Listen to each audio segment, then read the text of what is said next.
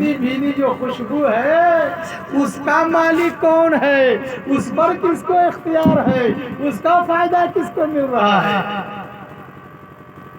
अब तो मालिक चकरा के रह गया, बड़ा मालिक बन रहा था। कहा कि यकीनन बाउंड्री का मालिक मैं हूँ, बागीचे का मालिक मैं हूँ, तना और शाखों का मालिक मैं हूँ, पत्तियों का मालिक मैं हूँ, फूल का मालिक मैं हूँ, मगर उस फूल से निकलने वाली खुशबू तो उसी का होगा जो उस फूल के करीब जाए। उस फूल के करीब हबस से चल करके बिलाल आया, नबी का गुलाम जमीन के ऊपर खड़ा रहकर बिलाल आसमान के हिलाल से खूबसूरत नजर आता। काला कलौटा बिलाल है मगर मोमिनों के ईमान की मोहब्बत में वो शामिल। और उसी मदीने में रहने वाला अबू लहब, अबू जहल, अतबा, शैबा, ये सब वहीं रह के भी उस फूल की खुशबू न पा सके। तो आप ये सोचे कि मैं मदीने से बहुत दूर हूँ, अगर आपकी मोहब्बत नबी से है तो यकीनन उस फूल की खुशबू से आप भी मुअत्तर हो। इसलिए जितनी देर आप यहाँ बैठे हैं तो यही समझ लीजिए कि नबी की मोहब्बत की खुशबू हमारे आपके ईमान को ताजगी बख्शे। तो बात चल रही थी पीर साहब जो तशरीफ फरमा है वो बड़े काबिल हैं और वाकई पीर के लायक हैं। जो लोग मुरीद होना चाहें मुरीद हो। आप कहेंगे मुरीद होने की जरूरत क्या है, कुरान मेरे पास नहीं है, हदीस मेरे पास नहीं है, और उर्दू की किताबें मेरे पास नहीं है, अरबी मेरे पास है, सब कुछ मेरे पास, फिर पीर की जरूरत क्या है। तो मैं आपको एक मिसाल से समझाने की कोशिश करूं। आपने चमेली का तेल देखा है? देखे हमें तो हाँ बोलिएगा, मैं देखे तो नहीं बोलिएगा, बोलना सबको हाँ और नहीं। चमेली का तेल देखे हैं कि नहीं देखे? नहीं देखे? नहीं देखे तो हम आपको दिखा देते हैं। अच्छा, तिल का तेल देखे हैं? तिल का तेल देखे हैं, चमेली का तेल नहीं देखे। तो अब आपको बनाने का तरीका भी बता दे रहे हैं, अगर बनाना के तो तरीका खोल सकते।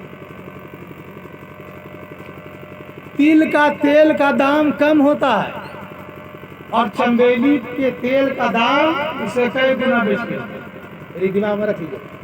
अब कैसे बनता है सुन लीजिए। तिल खरीद के लिए आता है बनाने वाला, और खरीद के लिए आया, एक बोरा दो बोरा ले आया, और चमेली का फूल लाता है।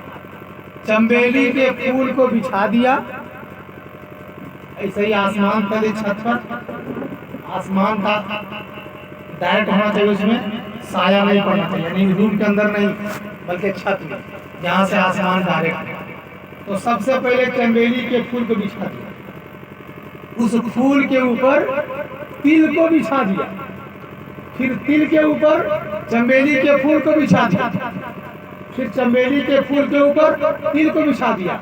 3-4 तह इसी तरह से किया जाता है और करके 3-4 दिन छोड़ दिया जाता है। 3-4 दिन छोड़ने के बाद होता क्या है, फूल सब मुरझा गया। अब सब फूल को अलग कर दिया और चमेली के फूल को अलग करने के बाद जो तिल बचा, उस तिल को कोल्हू में या मशीन में करवा दिया।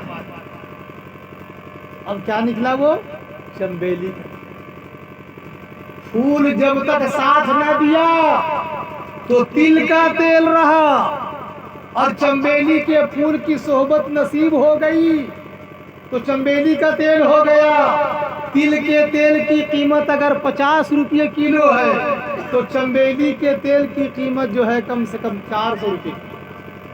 हालांकि वही तिल है, वजन भी नहीं बदला, रंग भी नहीं बदला, नाम भी नहीं बदला, फर्क सिर्फ इतना पड़ गया कि चंद दिन वो चमेली के फूल की सोहबत में रहा तो वजन वही होने के बाद भी कीमत बढ़ गई, नाम वही होने के बाद भी कीमत बढ़ गई, वजन वही होने के बाद भी कीमत बढ़ गई, और वो हो गया चमेली।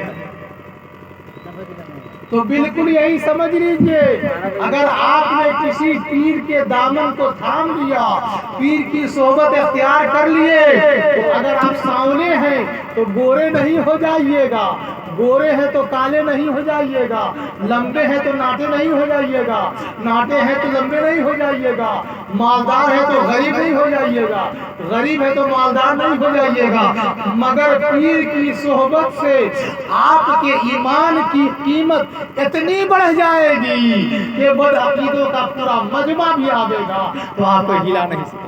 بے شک بے شک۔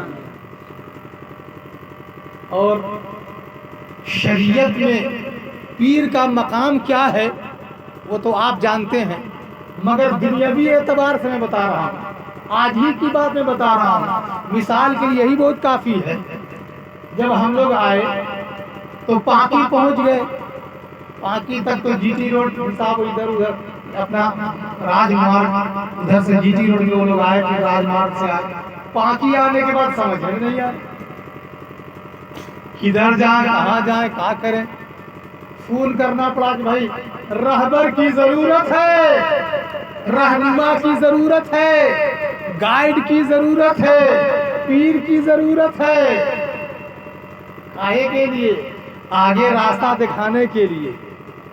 پکڑ لیے ملٹی سے آتی میں بہت آدمی چلتا پھرتا نظر آ رہا، کسی کو پکڑ لیجیے، تاکہ نہیں، رہبر کے لیے ضروری ہے کہ راستہ دیکھا ہوا ہو، ہر کسی کو پکڑ لیں گے تو جو ابھی نام ہے اس کا کیا نام ہے، ہر کسی کو پکڑ لیں گے، پاکی کے کسی بھی آدمی کو پکڑ لیں گے تو جولا بیگھا نہیں پہنچا سکے گا، جولا بیگھا پہنچنے کے لیے اس کی ضرورت ہے جو جولا بیگھا کے ہر راستے سے واقف ہے، شارٹ والا کون ہے، لانگ والا کون ہے، چار چکیا کدھر سے نکلے گی، موٹر سائیکل کدھر سے نکلے گا، ہم کو ایسا آدمی چاہیے جو جولا بیگھا کے راستے سے پورا واقف ہو، چاہے جتنا پڑھا لکھا ہو اس سے مطلب نہیں، انگوٹھا چھاپ ہو اس سے مطلب نہیں، سوٹڈ بوٹڈ والا ہو اس سے مطلب نہیں، دھوتی کرتا والا ہو اس سے مطلب نہیں، ہمیں تو مطلب اس سے ہے کہ وہ پاکی سے لے کر کے جولا بیگھا کے راستے سے واقف، اگر راستے سے واقف ہونے والا شخص سب سے غریب ہو مگر راستے سے واقف ہو تو ہمیں جولا بیگھا پہنچا دے گا، اور اگر راستے سے واقف نہیں رہنے والا شخص جو ہے کروڑ پتی بھی ہے تو ہمیں نہیں پہنچا سکتا۔